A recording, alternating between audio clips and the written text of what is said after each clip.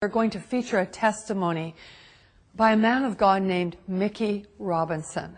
You're going to be absolutely amazed when you hear this story, because he was in a plane crash that literally destroyed him. In fact, it killed him.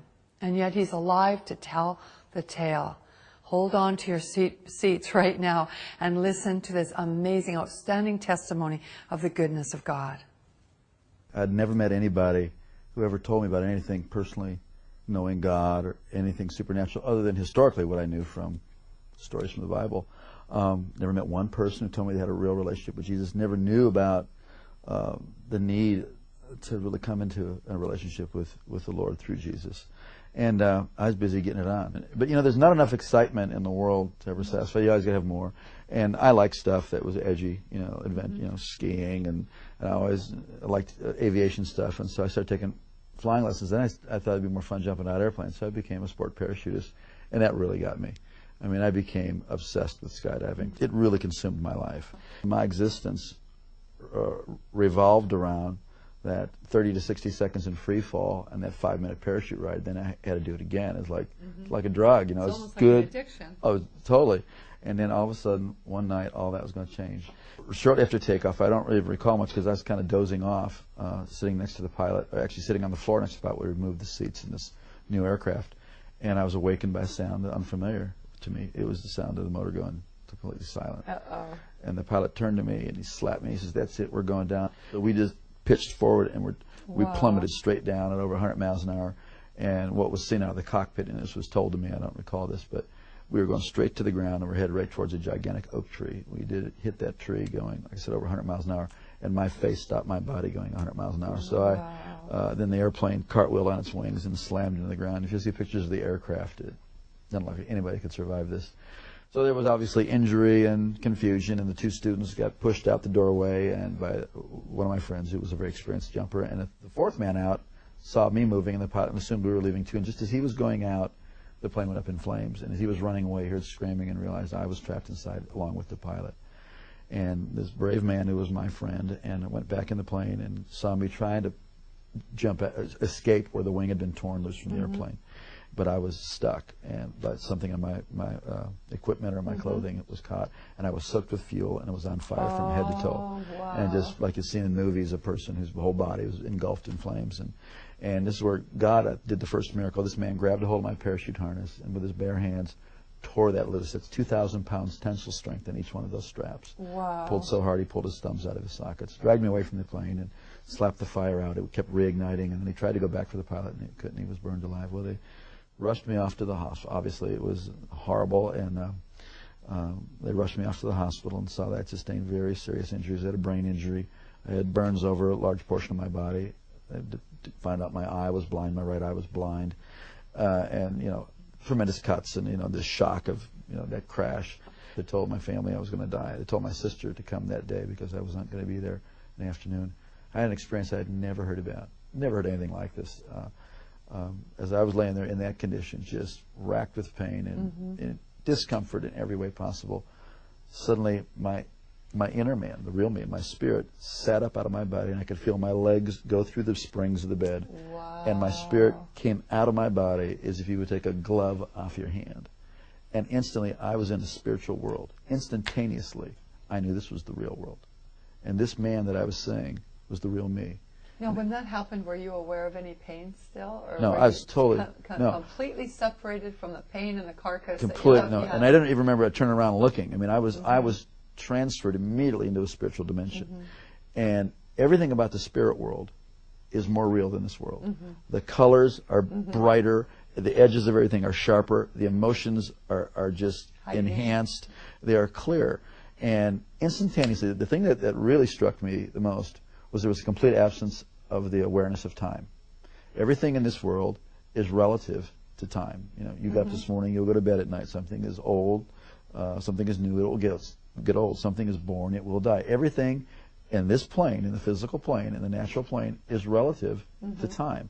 But everything in the spiritual plane is relative to eternity. So what had been natural to be aware of time was totally gone. And I was totally aware of eternity. It is shocking. It is stunning to be conscious and to know what eternity is. Also, logic and reasoning doesn't happen there. based on the sum total of all my intelligent thoughts that I've learned, I had a death and I'm in the spirit world. It's like you just know that you know that you know. It's like having a revelation constantly, and it was incredible. And I knew I was traveling. I could feel, that I was traveling. And as I looked ahead, there was this pure white light. It was whiter than the whitest snow and brighter than 10,000 suns. And yet I could look right at it, and it was compelling. And it was like I was being towed. I was being towed like a tractor being. And as I was looking, I could feel this anticipation. Wow. But then simultaneously to that, on my right side, I could feel something, and I looked, and there was this blackness sweeping. Now this blackness, as I looked at it, instantly I was aware of its complete nature. It was eternal, like I was experiencing eternity. It was without any matter. It was without any life. It was void, and it was forever non-negotiable, cut off from the source of all life. And the more that I looked at it, the faster it would sweep. And the more that occurred, the more intense the feeling of the nature of being cut off and sealed forever and separated. It is horrific. Yes. Horrific. You would not. I used to never be able to stand to be near anybody who could say go to hell after that.